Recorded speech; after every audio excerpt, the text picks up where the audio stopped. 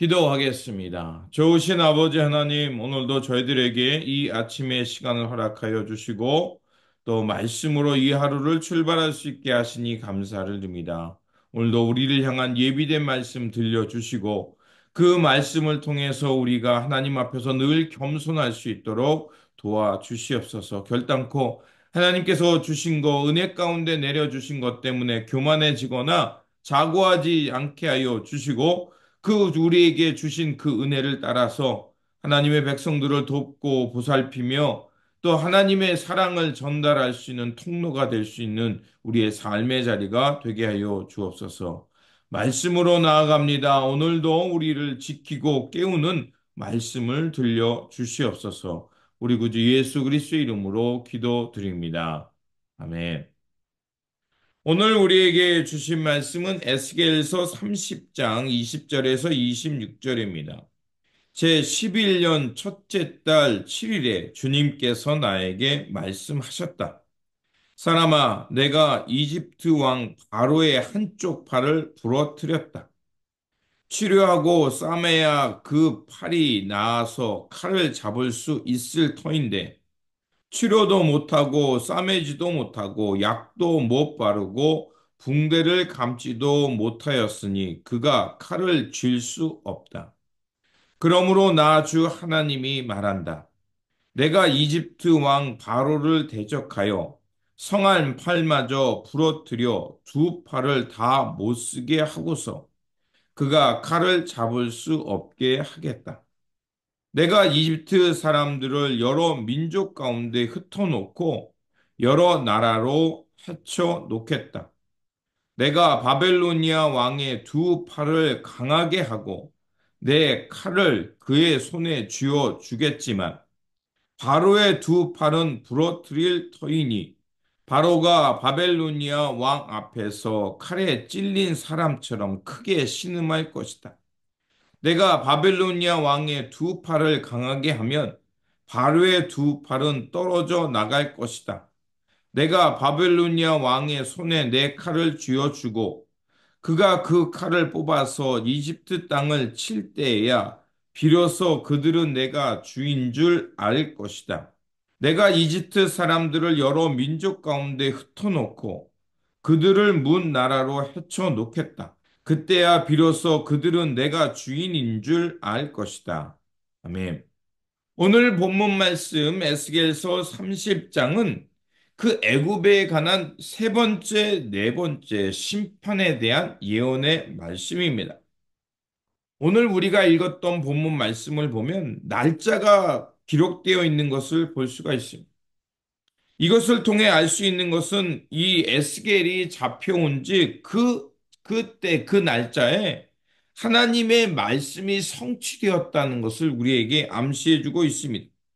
이 시기는 예루살렘이 바벨론에 포위되어 있던 때이고 또 애국 군대가 바벨론의 군대에 의해서 대패한 때입니다. 이로써 애굽은 더 이상 유다가 의지할 수 있는 지팡이가 되지 못하고 유다가 가졌던 희망이 끊어지는 때를 말하고 있습니다. 특히 여호와의 날이라는 것은 바로 하나님의 심판의 날을 말하는 것입니다. 그날은 하나님께서 그 이 땅의 불의를 심판하는 것이고 또 애굽이 바벨론의 패배함을 통해서 하나님의 그 심판이 단순히 그 유다 땅 또 주변의 땅만이 아니라 저 애굽까지 미치고 있음을 우리에게 말해주고 있는 것입니다. 이로 인해서 하나님의 말씀과 그 예언은 반드시 성취될 것이다 라는 것이고 그들이 즉 이스라엘 백성들이 가졌던 거짓 평화와 거짓 언양은 그것이 얼마나 잘못되었는가를 드러내는 것입니다. 그래서 주님의 날은 이 모든 것을 심판함을 통해서 이스라엘 백성들이 얼마나 하나님 앞에서 잘못 살고 있는가를 그들에게 깨우쳐 주는 날인 것이도 했던 것입니다. 이처럼 주님의 날, 그 심판의 날은 이스라엘 백성들로 하여금 그들의 잘못을 꾸짖을 뿐만 아니라 그들이 진정으로 의지하며 살아갈 것이 무엇인지를 깨닫게 하는 것이었습니다. 이스라엘 백성들은 하나님의 언약 백성이었습니다. 이 말은 하나님의 말씀을 기억하면서 그들을 이 땅 가운데 인도해 신 하나님을 의지하며 살아가는 나라가 되어야 해왔다는 것입니다. 그럼에도 불구하고 그들은 그 하나님의 언약과 여호와 하나님을 잊어버렸고 이제 이집트를 의지하면서 이집트를 의지함을 통해서 자신들이 이 위기에서 탈출하고 자신들을 지켜주는 것은 이집트라고 착각했던 것입니다. 하지만 하나님은 분명히 그들에게 말합니다. 이집트는 그들의 우상이며 그 잘못된 것들을 의지할 때 어떤 결과가 날 것인지 말해줍니다. 오늘 본문을 보면 하나님께서 그 애굽의 두 팔을 꺾어서 다시는 칼을 잡지 못하게 하겠다고 말합니다. 그리고 바벨로니아에게 하나님의 칼을 주어서 이 애굽이 꼼짝할 수 없이 칼에 찔려 죽는 것을 말하는 것을 볼 수가 있습니다. 그렇다면 하나님은 왜 이런 예언과 이런 표현을 썼을까요? 그것은 바로 애굽의 바로가 자신이 화신, 그 전쟁에서 강한 군사로 상징되는 그런 신이라고 착각했던 것입니다. 그래서 자신이 큰 팔, 강한 팔을 가지고 있다고 착각했던 것입니다. 하지만 하나님께서는 그 애굽의 강한 팔이라고 착각하고 있던 바로를 깨뜨림을 통해서 그들은 강한 팔이 될 수 없고 하나님이 그 역사의 주관자임을 말하고 있습니다. 그래서 22절은 이렇게 말합니다. 그러므로 나주 하나님이 말한다.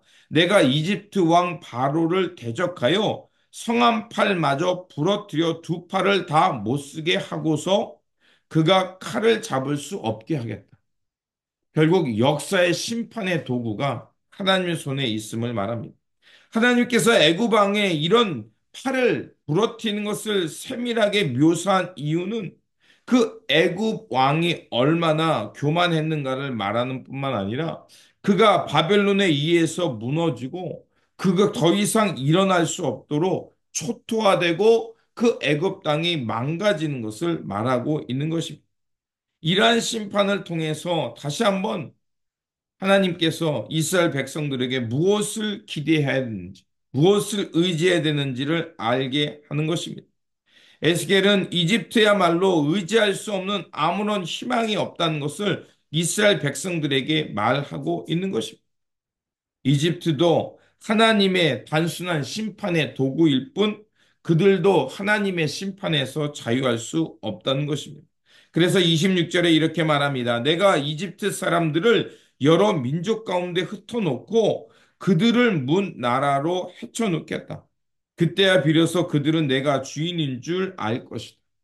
애굽에게도 그들을 주관하시고 그 역사의 주권자가 누구신지 하나님임을 드러내시겠다는 것입니다.